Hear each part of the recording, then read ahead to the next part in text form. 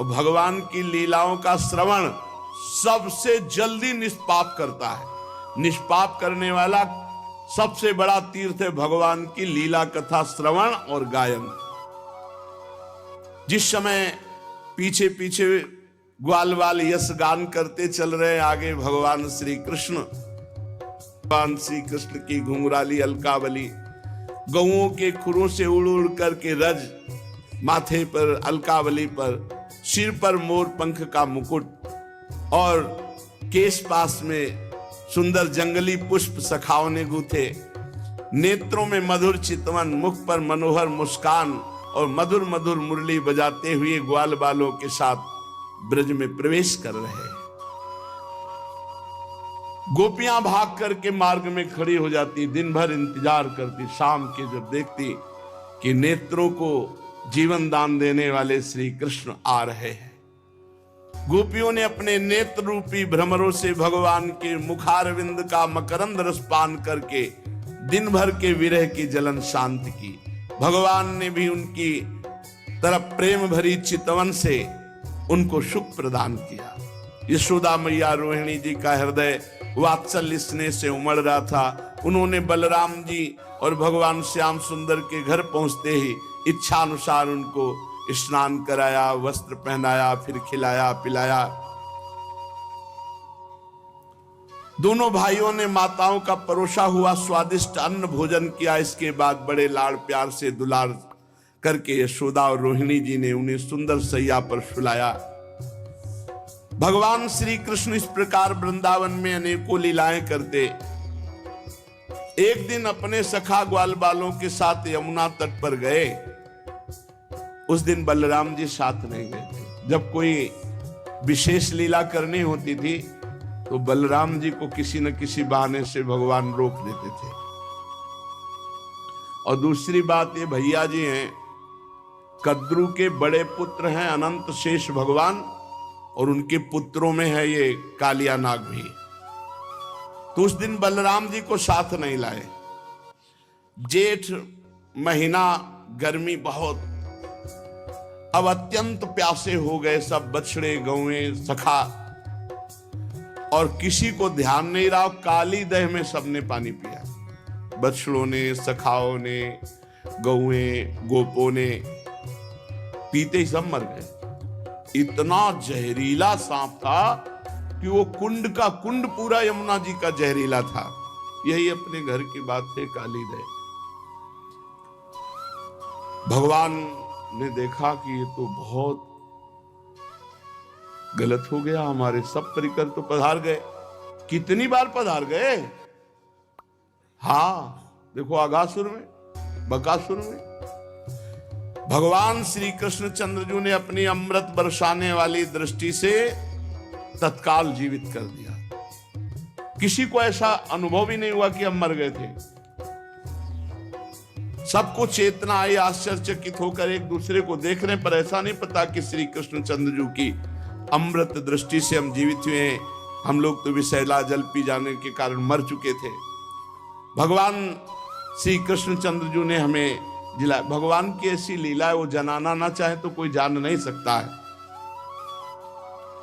भगवान ने देखा कि ये महाविषधर कालिया यमुना जी के हमारे लीला स्थली को ये तो बहुत अशुद्ध कर दिया है। अब ना कोई आचमन कर सकता है।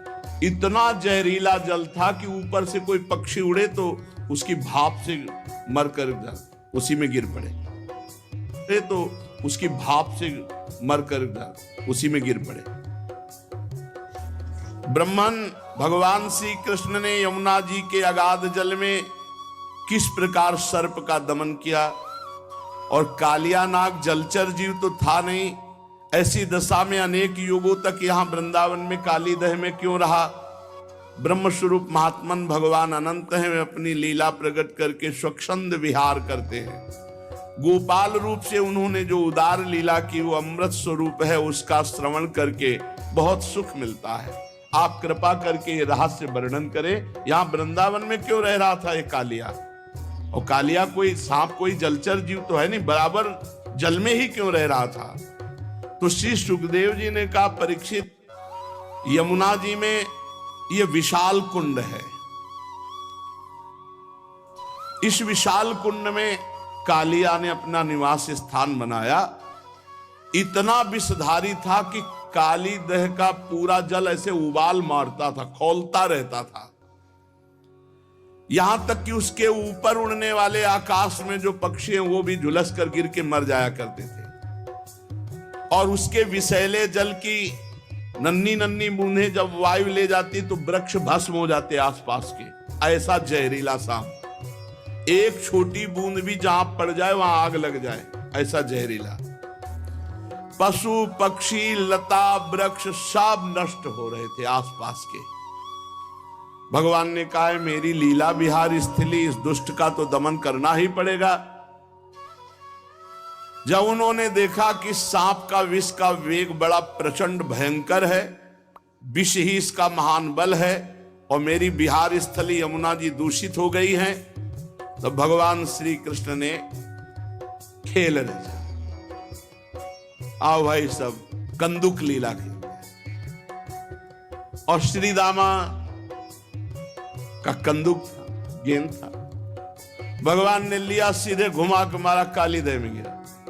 कन्हैया हमारा गेंद, जैसे बच्चे, अब तो हमें गेंद चाहिए, तुझे गेंद चाहिए ना, मैं भी ला के देता हूं, चुप रहे। और भगवान ने फेंका इसीलिए था कोई बहाना मिले, और कमर में पीतांबर बांधी और संकल्प बनाया, एक कालिया अब भागना पड़ेगा तुझे, और ताल ठोकी और कूद गए जल पे। भयंकर विष जल क्या विष एकदम। और भगवान के कूदने से जल और हिलोने मांगने लगा। 400 हाथ तक जल छिटका। जब अचिंत महाशक्ति भगवान ताल ठोक करके कूदे और मतवाले गजरात की तरह डूबते हुए मथते जाते थे जल को। भगवान की भुजाओं की टक्कर से बहुत जल में शब्द हो रहा था, सो रहा था कालिया काली दह में। आंख से सुनने वाले काली नाग ने वो आवाज सुनी, कौन आ गया इतना बलवान की जीवित मेरे दह में घुसाया।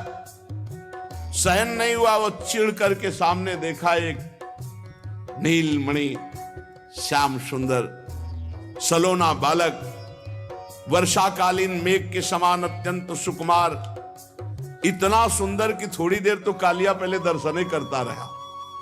वक्षास्थल पर सुनहरी रेखा, पीतांबर धारण किए हुए मंद मंद मुस्कुराकर भुजाओं से जल को ऐसे मार रहे। कालिया ऊपर से लेके चरण तक दर्शन किया। चरण मानो कमल की पराग की गादी हो नीचे के, इतना आकर्षक रूप की काफी देर तो वो रूप ही दर्शन करता रहा। फिर देखा ये मुझसे तनिक भी भयभीत नहीं हो रहा, मौज से मेरे विषैले जल में खेल रहा। तब उसको क्रोध आ गया और उसने सांप का बल पहले वो बंधन में बांधता है, भगवान को बंधन में बांधा और डसा। मर्म स्थानों में उसके सैकड़ों फण थे। भगवान श्री कृष्ण को नाग पास में बांध करके और अपने फण से डसा। पीतांबर धारण किए हुए मंद मंद मुस्कुराकर भुजाओं से जल को ऐसे मार रहे। कालिया ऊपर से लेके चरण तक दर्शन किया। चरण मानो कमल की पराग की गादी हो नीचे की, इतना आकर्षक रूप की काफी देर तो वो रूप ही दर्शन करता रहा। फिर देखा ये मुझसे तनिक भी भयभीत नहीं हो रहा, मौज से मेरे विषैले जल में खेल रहा। तब उसको क्रोध आ गया और उसने सांप का बल पहले वो बंधन में बांधता है, भगवान को बंधन में बांधा और डसा। मर्म स्थानों में उसके सैकड़ों फण थे। भगवान श्री कृष्ण को नाग पास में बांध करके और अपने फण से डसा। अब तो ग्वाल बाल सब मूर्छित हो रहे हैं, क्योंकि इन ब्रजवासियों ने शरीर सुहृद धन संपत्ति स्त्री पुत्र भोग कामनाएं ये सब त्याग कर भगवान श्री कृष्ण को ही अपना मानते हैं। इसलिए ब्रजवासी सर्वश्रेष्ठ।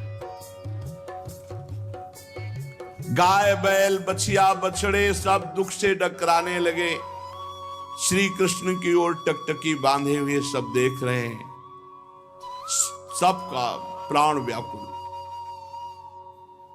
इधर ब्रज में बड़े उत्पात शुरू हो गए। अब शकुन देखकर नंद बाबा ने कहा कि बलराम तुम आज यहाँ क्यों हो? श्री कृष्ण के जरूर कोई घटना घट गई, जरूर घटना घट गई। बड़े भय से व्याकुल हो गए।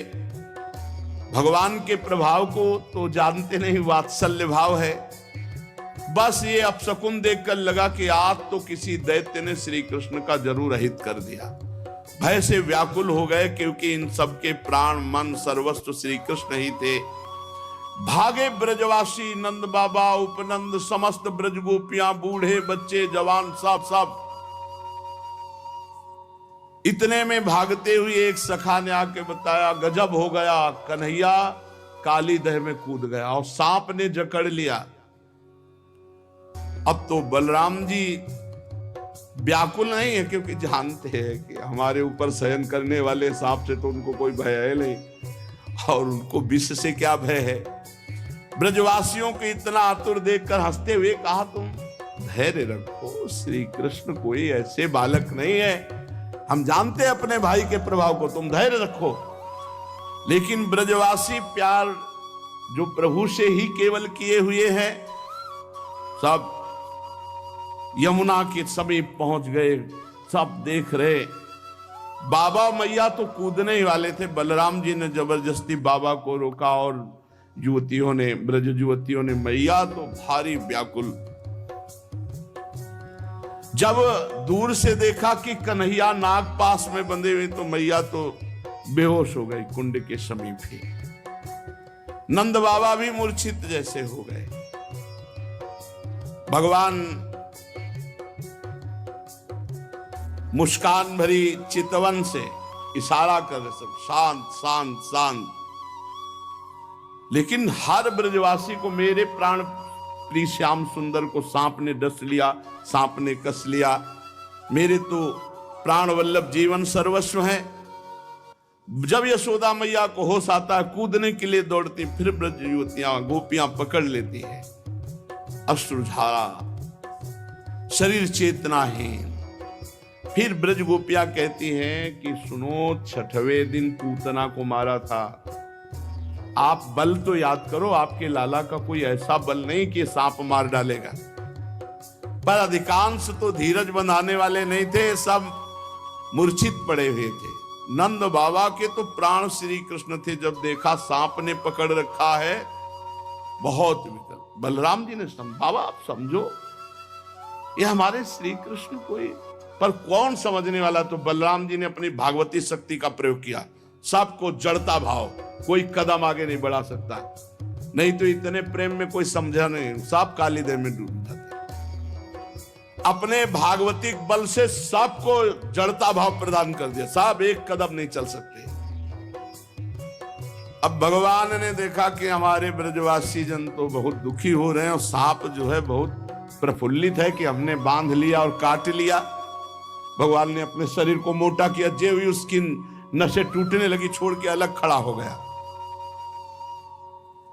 फिर आग बबूला होकर के कालिया नाग ने फुफकार मारते हुए भगवान के ऊपर चोट की।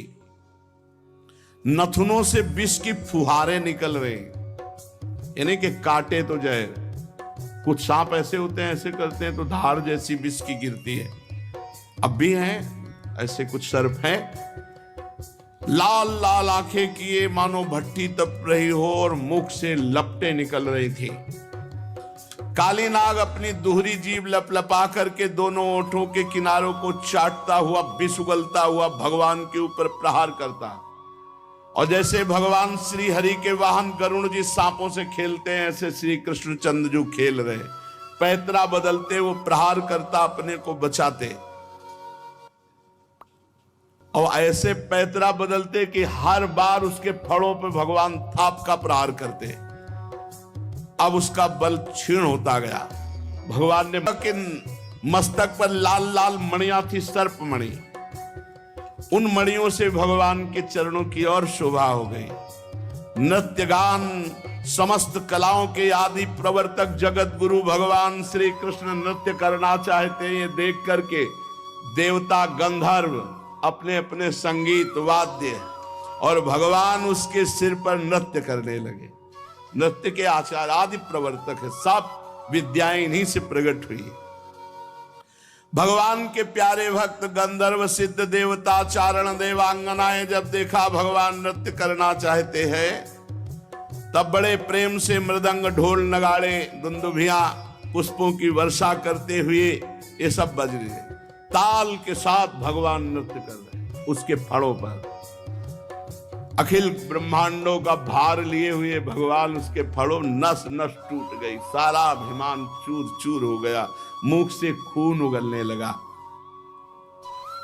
और जो फण नहीं झुकाता तो ऐसी ठोकर मारते नाचते हुए एड़ी की बस खून उगल देता। प्रचंड दंडधारी भगवान के चरणों की चोट से कालिया नाग की जीवन शक्ति क्षीण हो गई, मुंह से नथुनों से खून उगलने लगा, चक्कर काटकर बेहोश हो गया। तनिक चेत होता, जहां आंख खोलता विष उगलता, भगवान जोर से चरणों की ठोकर मारते उसके फणों पर। नाचते नाचते भगवान ने उसका सब बल और अहंकार रौंद डाला। पुराण पुरुष महाबली भगवान श्री कृष्ण के चरणों पर खून की बूंदें ऐसी पड़ी थी मानो कालिया ने रक्तमय पुष्पों से भगवान के चरणों की पूजा की हो। तच्चित्र तांडव विरुगुण फलात पत्रो रक्तम मुखैरुर्वमन नृप भग्न गात्रा स्मृत्वा चराचर गुरुम पुरुषम पुराणम नारायणम तमरणम मनसा जगाम। भगवान तांडव करते हुए फणों को उसके ऊपर छिन्न भिन्न हो गए। अब जब देखा कि बस मरने वाला ही हो, तो उसे याद आई, हे पुराण पुरुष पुरुषोत्तम भगवान नारायण हमारी रक्षा कर। और ये पता नहीं कि वही चढ़े हुए हैं। भगवान श्री कृष्ण के उदर में संपूर्ण विश्व ब्रह्मांड भारी बोझ से कालिया का ये छोटा मोटा बलवान नहीं, गरुण से लड़ पड़ा था, गरुण जी से। जब गरुण जी का प्रहार पड़ा तो भागकर यहां छुप गया। भगवान की प्रहार से सब अहंकार चूर हो गया, छिन्न भिन्न हो गए फण उसके। खून की उल्टी करती हुई भगवान नारायण का स्मरण किया। उसकी पत्नियां हाथ जोड़कर भगवान की शरण में आई, नाग पत्नियां चोटी खोल करके। यह अत्यंत दैन्य भाव होता है। और बड़ी घबराहट और पृथ्वी पर लौटकर साष्टांग प्रणाम किया। पृथ्वी पर लौट गई, हाथ जोड़कर प्रणाम किया और भगवान श्री कृष्ण से अपने अपराधी पति को मुक्त कराने के लिए वो स्तुति करने लगी। नाग पत्नियों ने कहा, न्यायो हि दंडः कृत किल विशेषमिस् तवावतारः खल निग्रहाय रिपोः सुतानामपि तुल्य दृष्टिर् दत्से दमं फलमेवानुशंसन अनुग्रहोऽयं भवतः कृतो हि नो दंडो असतां ते खलु कल्मषापः यद्दंड सूकत्व ममुष्य देहिनः क्रोधोऽपि तेनो ग्रहेव सम्मतः। प्रभु, मुझे पता चल गया आप अवतारी पुरुष हैं। उनकी पत्नियां कह रही, क्योंकि मेरे पति को इस दुर्दशा में पहुंचा देना किसी पुरुष की ताकत नहीं। ये परम पुरुष पुरुषोत्तम भगवान आपका अवतार हुआ, मैं अब जान गई। तो आपका अवतार दुष्टों को दंड देने के लिए हुआ है और ये अपराधी था। प्रभु, आपने दंड दे दिया, उचित है। प्रभु, आपकी दृष्टि में शत्रु और पुत्र का कोई भेदभाव नहीं, इसलिए आप जो किसी को दंड देते हो वो उसके पापों का प्रायश्चित कराने और उसका परम कल्याण करने के लिए। हम लोगों पर बड़ा अनुग्रह किया जो आपने दंड दिया। यह है भक्ति, ये तो आपका कृपा प्रसाद है क्योंकि आप जो दुष्टों को दंड देते हैं उससे उनके सारे पाप नष्ट हो जाते हैं। यह अपराधी है, इसमें तो कोई संशय नहीं प्रभु, क्योंकि अपराधी ना होता तो ये सर्प योनि को ही न प्राप्त होता। अपराधी तो है ही, इसलिए हम सच्चे हृदय से आपसे प्रार्थना करते हैं कि आप अपने क्रोध का त्याग करके अनुग्रह कीजिए, यद्यपि आपका क्रोध भी अनुग्रह ही है। प्रभु जरूर जरूर इस सर्प ने पूर्व जन्म में मान रहित होकर कोई बहुत बड़ी साधना आपकी की है, क्योंकि आपके चरणारविंद सीधे उसके माथे पे पड़ रहे, इससे बड़े और कौन तपस्वी हो सकता है। ये सब जीवों पर दया करते हुए कोई बहुत बड़ा भजन किया, धर्म किया, तभी तो आप संतुष्ट हुए हैं। आप सबके जीवन स्वरूप आप इसके माथे पे नृत्य कर रहे हैं, इससे बड़ा सौभाग्य क्या होगा।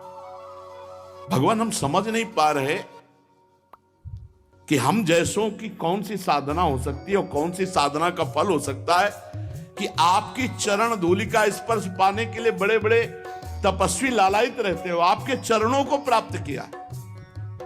कितनी चरण रज दुर्लभ है कि स्वयं अर्धांगिनी लक्ष्मी जी भी बहुत दिनों तक समस्त भोगों का त्याग कर नियमों का पालन करते हुए तपस्या की।